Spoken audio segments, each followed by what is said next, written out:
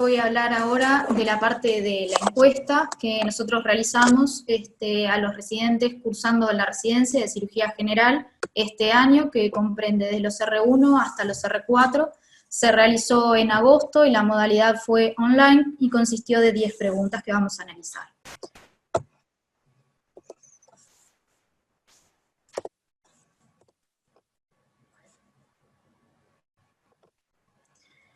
La primera pregunta, bueno, fue en qué año se encontraba cursando la residencia. Vemos que la mayoría son R1, que son el 33% de los encuestados, con un total de 57, que somos el número total de residentes.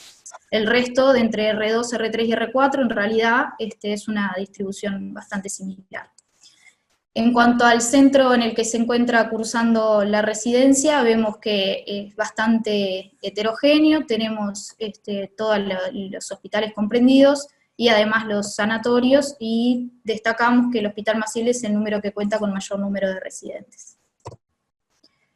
La siguiente pregunta fue el número de Liechtenstein realizados, en donde destacamos que un 30% realizó menos de 10 Liechtenstein. Esto en realidad viene de la mano de que la mayoría de los encuestados son R1, y como sabemos este año fue un año particular con el tema del coronavirus, donde se tuvieron que suspender toda la cirugía de coordinación por bastante tiempo, y como sabemos en realidad estas técnicas son con las que uno empieza la cirugía.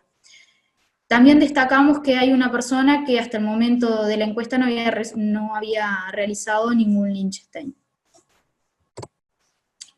En cuanto a este número de Liechtenstein realizados, fuimos a buscar específicamente los R4, en qué situación se encontraban, y destacamos que tenemos 5 residentes cursando su cuarto año con más de 60 reparaciones por Liechtenstein, que corresponden estos 5 residentes a hospitales privados. Entre un 50 y un 60 número de Liechtenstein, un solo R4 que también corresponde a un hospital privado, y luego tenemos que dentro de los centros públicos es donde se distribuye el resto de los residentes, donde tenemos R4 que tienen entre un 10 y 20 procedimientos hasta 30 y 40. Por lo tanto, hay una gran diferencia, como se puede observar, según el centro, el número de Liechtenstein que se realiza, con un escaso número en algunos casos, como es este caso, que esto en realidad tiene mucho que ver con el hecho de que la modalidad que se realiza en los hospitales públicos, donde es en los primeros años donde uno realiza la cirugía de Liechtenstein, para luego pasar a cirugías más complejas, dándole el paso a las siguientes generaciones de residentes. No así en los hospitales privados, donde a pesar de, porque son menos residentes también, a pesar del año de la residencia en la que se encuentren, continúan realizando este procedimiento. También quisimos saber si si está pautado cuántos procedimientos teníamos que realizar de hernioplastias en nuestro programa de formación de especialistas en cirugía general. Y lo que dice es que, en realidad, en el primer año está pautado que se realicen entre 80 y 100 intervenciones entre menores y corrientes, donde se encuentra la patología de la pared abdominal, como hernias y eventraciones pequeñas y medianas, no así aquellas complejas, y también sumado a los tumores supraponeuróticos, como nódulos benignos de mama, lipomas, etc. Y también, dentro de lo que son los procedimientos de urgencia, apendicectomías y amputaciones. Todo esto forma parte de 80 a 100 intervenciones que debe realizar. Lo que sí no está pautado, por lo menos en nuestro programa de formación, es cuántas hernias debiéramos de tener nosotros para poder recibirnos, es decir, no encontramos ninguna pauta al respecto. Por eso fuimos a buscar en la literatura internacional, a ver si existía realmente un número al que se le pueda atribuir una curva de aprendizaje para poder decir que si estamos aptos o no para realizar ese procedimiento, encontrando algunos artículos como que es un estudio del 2017 que se realizó en un hospital universitario de Inglaterra, es un estudio analítico, retrospectivo, que se estudiaron el número de procedimientos necesarios para cumplir, como dijo Isabel, esta curva de aprendizaje por los residentes, que es lograr la misma técnica y capacidad que los cirujanos más expertos. se analizaron los registros quirúrgicos de los residentes y luego se hizo un análisis estadístico, y se tuvo como media unas 64 procedimientos, en que va un rango entre 18 y 110, para lograr esta curva de aprendizaje. Esto en cuanto a las hernias. Otro artículo que se publicó en la revista Hernia el año pasado, en junio del 2019, también, en realidad es un estudio prospectivo, multicéntrico, de varios hospitales universitarios de Italia, que también se preguntaban cuál es esta curva de aprendizaje para el Liechtenstein, dado que ellos se preguntan, bueno, cuáles son el número necesario de cirugías que debe tener el residente para poder operar solo y sin supervisión en su práctica habitual. Lo que se hizo fue, bueno, estudiar un grupo de residentes que estaban cursando su segundo año, que no habían realizado ningún Liechtenstein, y bueno, y se comparó la técnica, los residentes versus cirujanos experimentados, y se vio cuántas cirugías le llevaba llegar a un nivel aceptable de técnica en el procedimiento. Valoraron el tiempo operatorio y las complicaciones intra y posoperatorias, y dentro de los resultados se vio que se necesitan aproximadamente entre 37 y 42 procedimientos para lograr esta curva de aprendizaje para el Liechtenstein. Volviendo a nuestra casuística, en realidad destacamos que si vamos hacia nuestros números de nuestra encuesta, el 50% de los actuales R4 estamos por debajo del número 40, que sería el mínimo de la curva de aprendizaje. También preguntamos si en algún momento se había recibido algún curso de hernioplastia laparoscópica, respondiendo un 70% que no había recibido ninguna formación en cirugía laparoscópica. Y cuando se preguntó si la recibieron, en qué centro y en qué año de la residencia se realizó, bueno, tuvimos respuestas bastante heterogéneas, pero la mayoría realizó un curso en el R1, y sobre todo en el centro de formación al que concurren, sea tanto el Hospital de Clínicas, el Hospital Maciel y el Hospital Pasteur, que son los principales que dieron esos cursos. Por lo tanto hay una desigualdad en la formación recibida, también según el centro de formación. Cuando preguntamos si considera que tiene un entrenamiento suficiente para realizar un TAP, casi un 80% de los residentes dijo que no se siente con el entrenamiento suficiente. También esto tiene que ver con la cantidad de encuestados, y con el hecho de que, bueno, como ya dijimos, tampoco se realizó ningún curso preparatorio.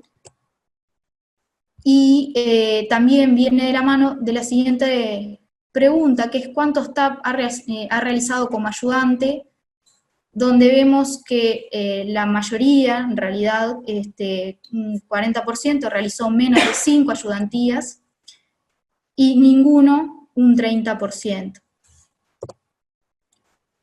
Por lo tanto, el 40% de los encuestados realizó menos de 5 TAP como ayudante, un 20% entre un 5 y un 10, un 8% entre 10 y 15, y solo un 1%, que en realidad corresponde a una sola persona, realizó más de 15 ayudantías en TAP, y bueno, destacamos que casi un 33% de los encuestados no realizó ninguna ayudantía. Como venimos diciendo, esto también tiene que ver con este año que fue distinto y con la cantidad de R1 que tenemos, que son la mayoría de los encuestados. Cuando preguntamos cuántos TAP han realizado como cirujano, dentro de los que realizaron TAP como cirujano, tenemos que han hecho menos de 5 procedimientos, y ninguno más de 50. Acá, bueno, nos preguntamos cuál es la curva de aprendizaje en distintos centros para ver cuántos TAP se puede realizar para lograr esta curva de aprendizaje de la que venimos hablando. Y nos fuimos a ver los datos de los R4, destacando que dentro de los que respondieron que no han realizado ningún TAP como cirujano, tenemos 3 R4 que corresponden a hospital privado, menos de 5 procedimientos son otros 3 R4 que de hospital público, entre 5 y 10 son 4 R4 de hospital público, y entre 10 y 15 es un R4 de un hospital público. Destacamos que no hay ningún residente de un hospital privado que haya realizado la cirugía como cirujano, y según estos estudios que se realizaron, a ver, de esta curva de aprendizaje, que es el mismo equipo que también se hizo la curva de aprendizaje por Liechtenstein, ninguno llega a los 60 procedimientos, que es más o menos lo que se calcula que es la curva de aprendizaje. De la respuesta anterior, se preguntó si uno llegaba a completar todos los pasos de la técnica o ha tenido que finalizar un docente. De ellos vemos que, bueno, la gran mayoría no realizó ningún TAP, pero de los que realiza el TAP, casi un 20% no finaliza el procedimiento y lo debe finalizar un docente. Esto también va de la mano, en realidad, en nuestro modo de aprendizaje, que es bastante común en la cirugía, que es uno va realizando procedimiento hasta que es seguro. Cuando uno realiza estas cirugías que son supervisadas por un docente, donde las maniobras no son seguras, o donde uno no puede identificar las estructuras, bueno, es normal y es lo deseable y es lo que se hace a nivel global, bueno, pasa a liderar el cirujano con experiencia la cirugía, y de hecho, esta es la manera que se tiene de aprender, y bueno, uno de los artículos que estuvimos leyendo también, identifica, fue publicado este año, que en realidad se necesitan este tipo de experiencias de cirugías, donde uno primero ayuda y luego realiza la cirugía, pero ayudado por un docente, e inclusive realiza los sub-steps, que son algunos pasos de la cirugía, y no completamente, pero es lo que a nosotros nos sirve para lograr la experiencia como cirujanos, hasta lograr totalmente la maniobra. En cuanto si nos sentimos seguros respecto a los pasos técnicos a realizar, la gran mayoría de los residentes respondió que no se siente seguro, y solo un 20% respondió que se siente seguro en cuanto a los pasos técnicos a realizar, y esto en realidad también fuimos a buscar dentro de la literatura internacional, y se ve muy comúnmente, y en otros artículos también está publicado, que cada vez se ve más que los residentes refieren no estar seguros también al final de la práctica de la residencia, de hecho, a realizar cirugías completamente solo y no estar supervisado. De hecho, la American College of Surgeons, como identifica estos problemas, también ha hecho fellowships en donde se hace una transición hacia la práctica, en donde se ofrece al residente que está terminando el último año realizar un fellowship para seguir estando un poco más supervisado, para poder realizar distintas técnicas y distintas cirugías, y dentro de ellas también se observó de la patología de la pared abdominal. Bueno, como conclusiones, lo que estuvimos viendo, marcadas diferencias dependiendo del centro donde se realiza la residencia, el tipo de cirugías que se hace, que en los centros privados no se realiza TAP por parte de los residentes, es decir, ninguno ha participado como cirujano, y bueno, esto también tiene que ver con el hecho de que en los centros privados el paciente también tiene que pagar esa cirugía, y bueno, también ayudan en menos de 5 procedimientos. Se realizan más TAP en los hospitales Maciel, Pasteur y clínicas, con algunas diferencias en el número de cirugías que también varían de acuerdo a la etapa formativa, es decir, cuanto más grande el residente, más avanzado en la etapa de la residencia, más TAP tiene, y los R4 de estas instituciones por lo menos han realizado 5 cirugías de TAP, tanto como ayudante y como cirujano. De los residentes que realizan TAP, más del 70% sí termina la cirugía, pero la mayoría no se siente seguro para completar la técnica, pero como venimos diciendo, esto es algo que en realidad, al fijarnos en la literatura, es algo global. Ninguno cumple con la curva de aprendizaje mínima estipulada en los trabajos publicados, que son entre 60 y 65 TAP, así como la gran diferencia que hay con los Liechtenstein, que el 50% de los R4 tampoco cumplen con este mínimo de la curva de aprendizaje según estos trabajos publicados, que en realidad lo que nos queda para pensar es si realmente estos trabajos publicados son extrapolables a nuestra experiencia en Uruguay o no, pero bueno, es la bibliografía que nosotros encontramos para poder basarnos. Y bueno, esta es la bibliografía. Bueno, muy bien. Está en consideración el tema presentado. Eduardo Olivera está pidiendo la palabra. Hola, ¿cómo andan? Bueno, en primer lugar, la presentación muy bien. A mí, un primer dato que me llamó la atención es el número de recidivas, 10 a 15%. Eso, la verdad que no lo había escuchado desde hace años.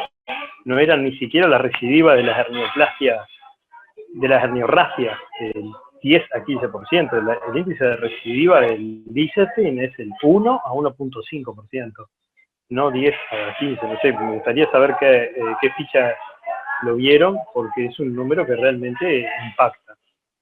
Con respecto al tema de las hernias, el dolor crónico, sin lugar a dudas, sigue siendo uno de los temas principales. No se solucionó tampoco con el TAP, pero si bien hay menos incidencia, eso sí está demostrado, menor incidencia del dolor crónico, pero también esto es un tema que a lo largo de los años ha sido un debate, porque hay poblaciones que tienen mayor índice de dolor crónico que otras, sobre todo si dependiendo del tipo de seguro médico que tienen, muchas veces hay algunos aspectos de esto que no se terminan de explicar, y sobre todo ese dolor crónico invalidante. En cuanto a la cirugía de hernia, el programa es la cirugía, unas 100 cirugías menores y corrientes, dentro de las cuales hernias, pero en ningún lugar dice 100 hernias laparoscópicas o 60. Y hay que tener en cuenta que la cirugía de las hernias laparoscópicas, si bien se empezaron en nuestro país por la década del 90, en el 97, 98, cuando yo hacía la residencia, se hicieron algunas, pero recién están teniendo un nuevo impulso esa cirugía desde hace unos 4 o 5 años, ¿no? Ya lo ven, los trabajos de Ciuto por un lado, también los que están en el Hospital de Clínicas y en el Pasteur, y son a expensas de los hospitales públicos. Si un paciente de estos se operara en una mutualista, sobre todo en Montevideo, habitualmente pagarían un ticket diferencial, probablemente se variaría según la zona, según el lugar, pero tampoco pienso yo que esa cirugía la vaya a operar el residente, si es que esa institución cuenta con el residente. Por lo tanto, no es inicialmente comparable, porque también eso pone de la mano de que tanto en los hospitales como en otros lugares, muchos cirujanos todavía no han completado la curva de aprendizaje. Fíjate que Ciuto o Bonilla, de los que presentan, que tienen mayor número de los casos que han presentado en las series, estarían apenas ellos cumpliendo con la curva de aprendizaje.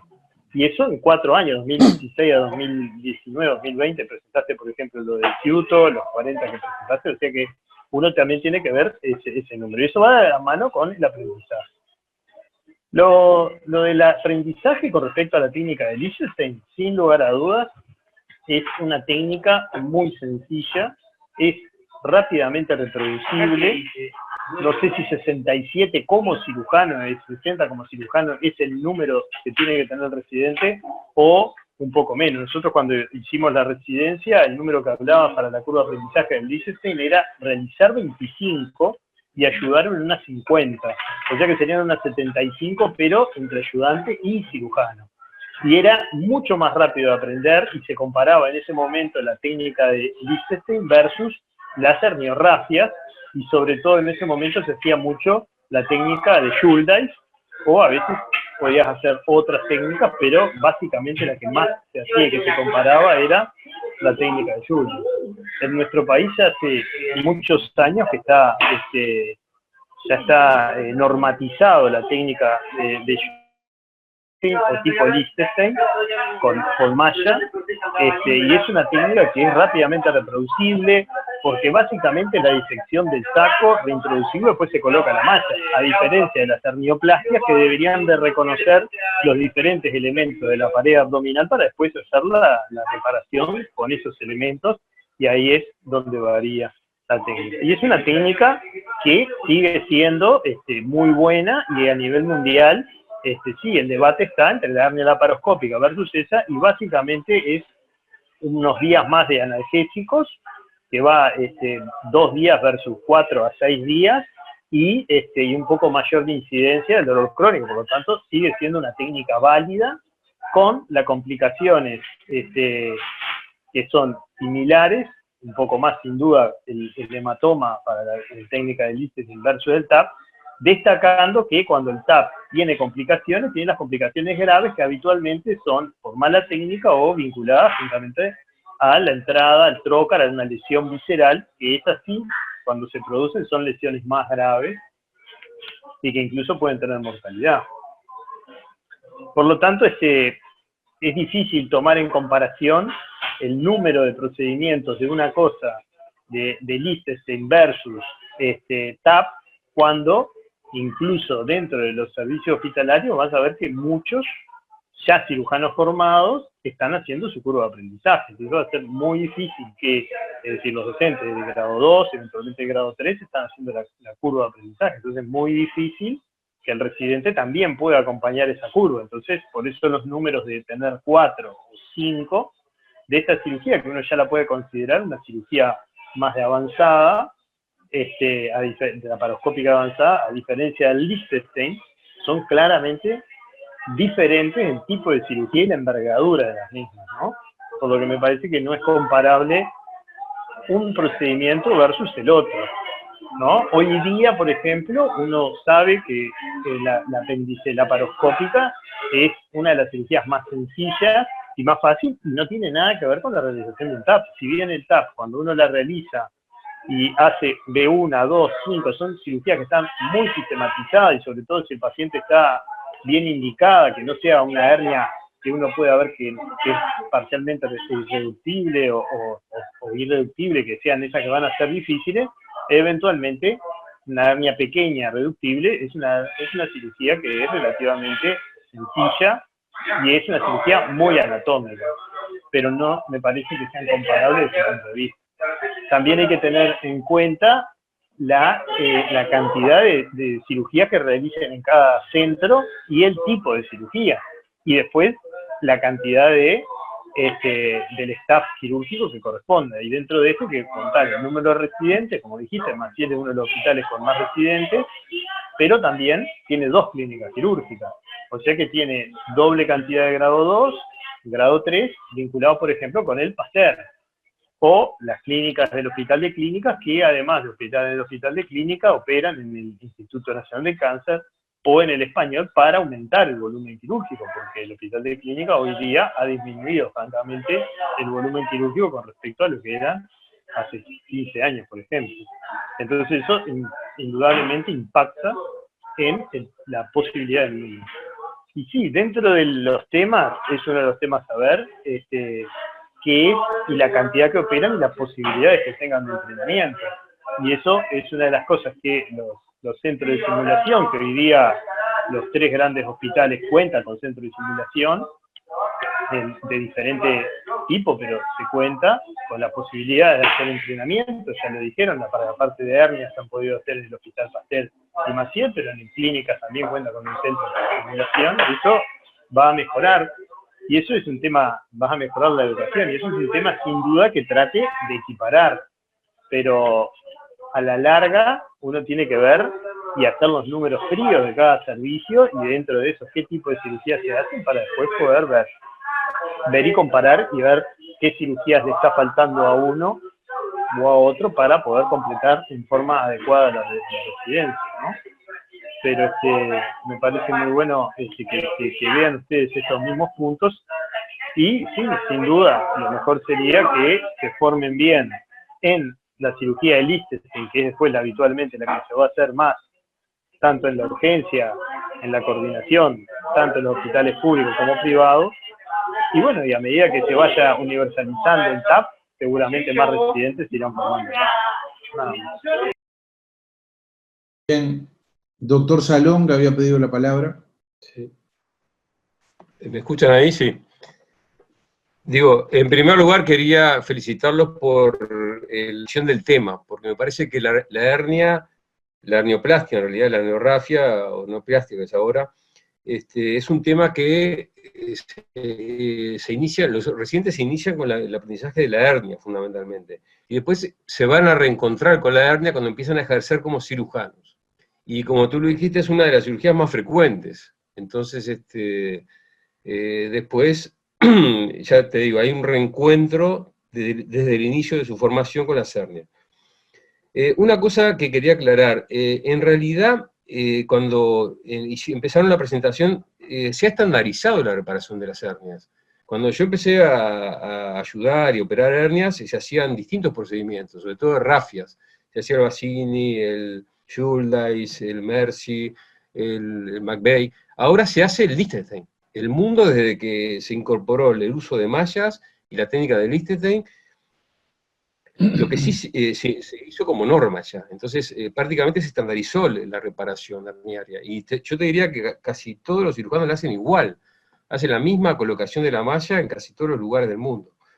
Lo que sí es diferente en la hernia, que eso va a ser siempre, es la disección inicial, la anatomización de la región herniaria. Sobre todo cuando es una hernia grande, voluminosa, que ha generado una alteración de las estructuras anatómicas. Eso, yo te diría que no hay dos hernias iguales, pero los Lichtenstein se hacen siempre igual. Cuando uno llega a anatomizar la región herniaria, se hace la reparación exactamente igual, con pequeñas variantes, pero yo te diría que el 90% la hacen igual.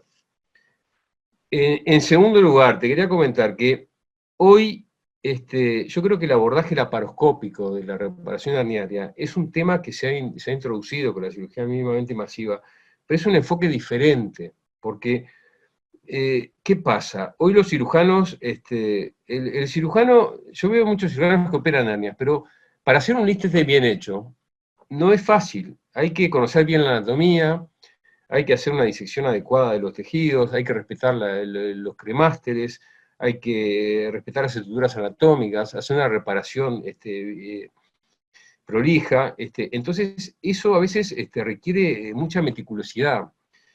Y yo te diría que si hay para darle, por ejemplo, a un residente el título de posgrado, una de las cirugías que más se ve la pericia y el aprendizaje es en la reparación herniaria, porque es una cirugía que sigue siendo muy artesanal, sobre todo en lo que es la anatomización de los tejidos, que eso para mí es fundamental. Cuando surge el abordaje laparoscópico, es un enfoque totalmente diferente, porque los cirujanos tienen que aprender primero una anatomía diferente, conocerle el canal inguinal por detrás. Eso implicó un cambio totalmente diferente. Segundo, manejar distintos fundamentos de técnica quirúrgica, porque es desde hacer un neumoperitoneo para hacer una hernia, ingresar a la cavidad abdominal y reparar una hernia desde atrás, que al principio parecía una cosa de loco, pero te quiero decir, y en realidad implica además tener conocimientos de técnica quirúrgica laparoscópica avanzada, porque hay que hacer suturas, hay que peritonizar, y todo eso implica ciertas destrezas que en realidad te da la cirugía laparoscópica avanzada, para paradójicamente reparar una hernia. Entonces es muy difícil comparar, si vos me decís el Lichtenstein y el TAP, porque el Lichtenstein cuando uno lo hace bien, y es una técnica excelente. Los pacientes prácticamente, yo te diría que no tienen complicaciones, no tienen dolor, la recidiva es menos del 1%, reparás cualquier tipo de hernia, es una cirugía rápida, un cirujano con experiencia en 20 minutos hace un Lichtenstein. Entonces es difícil introducir una técnica que compita contra eso. ¿Qué pasa? El abordaje laparoscópico se está introduciendo, ¿y cuáles son las ventajas de la hernia laparoscópica? Y yo creo que uno explora mejor a veces la región inguinal desde el peritoneo, porque a veces hay diagnósticos dudosos, la malla en teoría se coloca en el lugar ideal, además se respetan los planos de cubierta, que cuando uno hace un abordaje anterior, en realidad pasa a través de todos los planos, pero ¿qué pasa? Es más difícil desde el punto de vista de la técnica. El paciente se ve invadido en su cavidad peritoneal por el neumoperitoneo, y sobre todo cuando se hace la técnica TAP, y lo que yo siempre digo, la fijación de la malla siempre no es igual. Cuando uno hace un Lichtenstein, si hay algo que se hace bien, es la fijación de la malla, porque uno arranca la espina del pubis y la fija en todo lo que es la bandeleta, entonces ahí no hay posibilidad de recidiva. Cuando uno hace un TAP, la fija el Cooper con 2 ganchitos y después la malla queda libre. Entonces ahí siempre existe la posibilidad de que se introduzca un saco y se reproduzca la hernia. En definitiva, para no hacerles muchos, no llevar mucho tiempo, creo que en definitiva son técnicas diferentes. Creo que la clave de este tema es sobre todo la indicación y la selección de los pacientes. Me parece que la hernia laparoscópica se tiene que hacer. Creo que tiene, si bien no son muy grandes, tienen pequeñas ventajas con respecto a la reparación anterior, pero hay que seleccionar bien los pacientes. Tienen que ser hernias medianas o pequeñas, simples, en pacientes con hernias directas es lo ideal, y no para hernias grandes, complejas, voluminosas, deslizadas, que ahí es donde ya surgen otras complicaciones. Y por último, decir que la técnica laparoscópica, si bien genera ventajas, también genera nuevas complicaciones, que a veces pueden ser graves. Entonces hay que, como yo les digo, subsanar eso seleccionando bien los pacientes. Así que en definitiva creo que es un tema muy, muy lindo, daría para hablar de muchos aspectos, pero me parece que es muy interesante además el análisis que hicieron de la experiencia acá en los distintos residentes, y creo que eso está un poco de la mano en la curva de aprendizaje. Creo que los cirujanos ya que hacen la cirugía todavía no tienen una expertise o una formación en angioplastia laparoscópica para desarrollar el método. Eso es un poco la explicación de los análisis que ustedes hicieron. Era eso. Gracias, Alon. Doctor Canessa. Buenas noches. Bueno, realmente fantástica la presentación de las chicas. Voy a hacer dos comentarios nada más de la parte de la técnica, porque en realidad yo no hago este tipo de cirugía, pero la impresión que tengo es que el TAP, estoy de acuerdo en lo que dijeron Eduardo y Andrés, dijeron todo, para mí. Pero yo creo que el TAP es un procedimiento en difusión en el Uruguay.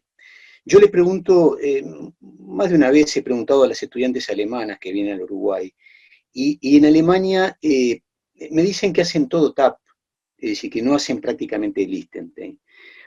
O sea que es probable que sea una evolución como pasó con la vesícula laparoscópica, ¿verdad? Dos cositas. El dolor crónico que parece atemorizar un poco al Liechtenstein, hay que aclarar que se define el dolor crónico en la patología herniaria, aquel dolor que dura más de 6 meses. Dolor crónico no quiere decir dolor de por vida. Por eso el Liechtenstein es un procedimiento que medio que no hay con qué darle, porque las únicas dos cosas que me faltaron de la excelente presentación que hicieron estas residentes, fue una que capaz que la hicieron y yo no me di cuenta, que es la comparación de costos. Yo creo que en el Uruguay lo que retrasa la cirugía laparoscópica, lo que la ha venido retrasando, más allá de las curvas de aprendizaje, que los más veteranos no tenemos la suficiente experticia para guiarlos en una cosa que no hicimos. Más allá de eso, a nivel mutual, lo que pone un poco el freno es el tema de los costos, que en algunas cosas, como en la apendicectomía laparoscópica, estoy convencido que están totalmente errados. En el TAP, el Liechtenstein es muy barato y es difícil darle, porque es un procedimiento que, como decía Andrés, las complicaciones son muy poco importantes. El gran problema para mí del TAP son pocas, pero las complicaciones graves son un escollo importante. Porque como dijo Andrés, se entra la cavidad peritoneal. Entonces, del momento que pueda haber una enterotomía inadvertida ahí en la vuelta, cambia el riesgo de un procedimiento que es de altísima frecuencia, porque la hernia es una enfermedad extremadamente prevalente. Y ese es un poco el tema. Lo otro que me faltó, yo esperaba un videíto con una técnica linda, y no lo vi, pero capaz que pues simplemente no lo pudieron conseguir. Realmente, ahora sí, lo que me voy a dedicar 2 minutos es a hablar de la presentación que hicieron. Me pareció una excelente revisión, sumamente completa, realmente la felicito. Me pareció excelente la idea de investigar la situación de los residentes en el Uruguay. No sé, lo deben haber dicho, no me quedó claro si habían contestado todos o qué porcentaje contestó de los 50 y pico de residentes que hay, porque es importante conocer la muestra cuán representativa es de todos, ¿no? Las diferencias que mostraron entre los residentes que están en el mutualismo y los que están en hospitales públicos eran previsibles desde antes y no llaman la atención.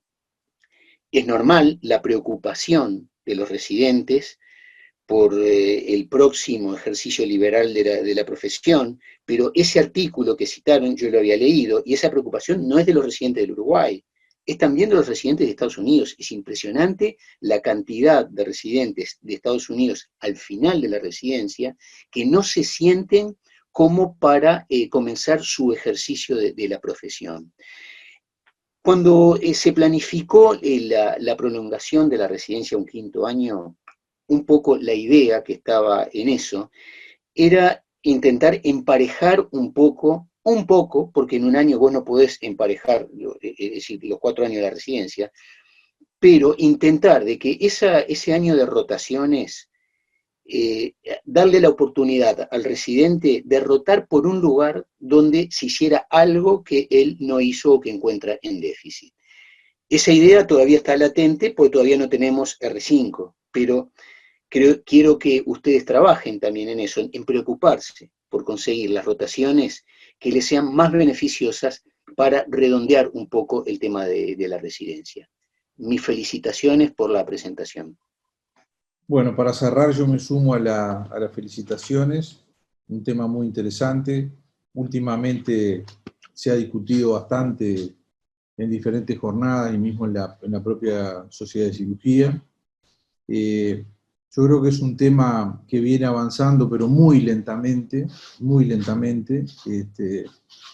a nivel mundial e incluso y a nivel nacional también. Es un avance muy lento, porque tiene enfrente, como ya se dijo, el enemigo que es el Liechtenstein con una baja, digamos, un procedimiento que se hace muchísimo. Si tenemos en cuenta que prácticamente el 60% de las cirugías coordinadas en Uruguay son patología de pared, sobre todo hernioplastia y colecistectomía, uno tiene la idea de que este procedimiento de la hernioplastia con malla es de los que más se realiza. Es un procedimiento sencillo, estandarizable fácilmente, reproducible, tiene una curva de aprendizaje corta, es barato, tiene pocas complicaciones, todo lo que se dijo. Y por otro lado, tenemos un procedimiento que para tratar una patología de pared, una patología parietal, entra a la cavidad peritoneal. Uno, si lo piensa, tiene mucho más lógica el abordaje extraperitoneal para la hernioplastia que el transperitoneal. Que uno, para resolver una patología de pared, se mete con el peritoneo, con la cavidad peritoneal, con todos los problemas que puede tener una complicación intraperitoneal. Y bueno, yo creo que uno de los motivos fundamentales de no progresión y de no crecimiento en forma tan rápida, tan exponencial de la hernioplastia laparoscópica del TAP, es porque tiene enfrente un enemigo que es muy difícil de derrotar, que es la hernioplastia con malla, por todo lo que se dijo. Además, digo, las complicaciones son muy bajas también, digo, de la hernioplastia, del Liechtenstein, pero digo, bueno, se va transitando en la incorporación de la técnica laparoscópica, ¿verdad? Cada vez hay lugares donde se va haciendo más, sobre todo a nivel de la parte pública, digo, ¿no? Pues esto, la limitante del costo, como se decía, en la parte mutual es impensada que un residente se pueda formar en esto. Pero parece que es un tema interesante, que se le dio un enfoque adecuado y que yo creo que va a seguir. La formación del residente enfrenta distintas dificultades y distintos problemas. Y uno de los problemas más grandes que hay es que cada vez tenemos menos número de pacientes. Los servicios tienen menos número de pacientes y tienen menos oportunidad los residentes de participar en los distintos tipos de cirugía. Por ejemplo, digo, esto queda bien claro, el número, por ejemplo, el trabajo que presentaron del Hospital de Clínica, creo que es de tu clínica, Pico, un trabajo que hicieron sobre 80 hernioplastías, 40 hernioplastia con malla de tipo Liechtenstein y 40 laparoscópicas. Fueron 80 hernias en 4 años. O sea que se operaron 20 hernioplastias por año. O sea, por lo menos las que se incluyeron ahí. Y uno pensaría que es una patología que debería haber mucho más número, pero en realidad lo que vivimos realmente en los servicios es un número cada vez menor de cirugías, de cirugía de coordinación, y entre ellos también un menor número de hernias. Yo creo que es importante preocuparse y ocuparse del tema, pero yo creo que, digo, a mí no me genera una mayor angustia, porque yo creo que las clínicas lo que tenemos que formar son recursos humanos para tratar las patologías prevalentes, y en general el residente se forma para hacer una neoplastia de Liechtenstein. Y eso es el producto final de la residencia. No sé con cuánto salen todos los residentes, porque no es uniforme, unos saldrán con 30, otros con 40, otros con 60, pero el residente termina su cargo de residente y tiene el aval, digamos, para poder hacer en forma segura una neoplastia, que es lo que va a poder hacer mayoritariamente en gran parte de su vida profesional, que es hacer la neoplastia con malla de tipo Liechtenstein. Porque la otra neoplastia como prestación no está incluida. Y la curva de aprendizaje, yo creo que tampoco, uno siempre ve los números de los trabajos y se quiere suicidar, porque en las colectomías también decían, hay que hacer 60, 80, otros decían 100. Entonces, digo, prácticamente imposible que se pudiera haber hecho, hubiéramos podido hacer la experiencia en las colectomías laparoscópicas en Uruguay, porque capaz que 80 colectomías laparoscópicas es lo que puede llegar a ser un cirujano en 20 años, no sé. O sea que la curva de aprendizaje además tiene un componente individual, pero un residente adecuadamente supervisado y bien ayudado, yo realmente creo que puede adquirir las destrezas necesarias para hacer la neoplastia en forma segura, con mucho menos procedimientos, con menos de 60. Va a depender, sí, de las aptitudes y de las destrezas que tenga, que hay una variación individual. Hay algunos que son más hábiles y otros que son menos hábiles, pero tampoco creo que el número deba tomarse a rajatabla, digamos, y decir, bueno, si no llego a 60, digo, creo que el tema no pasa tanto por ese número absoluto. Y bueno, y después el otro tema que hacía referencia también Andrés Salón, que creo que es importante, y que también le agrega una dificultad adicional al abordaje laparoscópico, es que uno tiene que reaprender la anatomía y verla desde la pared posterior. Y para eso es muy importante trabajar con la gente de anatomía. De hecho, en el Hospital Maciel se han hecho varias actividades con el profesor Armando Uboni, Olivera, justamente para familiarizar a los residentes con la visión posterior y ese abordaje posterior. Y después lo otro que también hizo referencia Andrés, y yo estoy totalmente de acuerdo, es que la simulación acá aporta mucho, y que hay modelos, el programa, por ejemplo, el PSQ de la Asociación Argentina de Cirugía, que dirige José Herrera, incorporó al simulador, digamos, tiene incorporado un modelo para hacer una hernioplastia transperitoneal. O sea que yo creo que eso también, el empezar a contar con esos dispositivos también va a permitir acortar esa curva de aprendizaje y poder llegar a hacer la cirugía en forma segura. Una cosa que ustedes mostraron ahí es que la mayoría de los residentes no se sentían completamente seguros para completar un procedimiento. No ya laparoscópico, sino en forma convencional. Pero bueno, me gustó el enfoque que le dieron, y creo que es muy importante siempre apuntar a conocer cuál es la realidad nacional, qué es lo que nos pasa. Porque de esa forma podemos ir buscando dar respuestas y soluciones a los problemas que son intrínsecos, que son propios de acá de la cirugía del Uruguay. Así que bueno, reitero las felicitaciones, y si no hay ningún otro comentario, damos por cerrada la sesión del día de hoy. Muchas gracias a todos, buenas noches. Muchas gracias. Gracias. Saludos.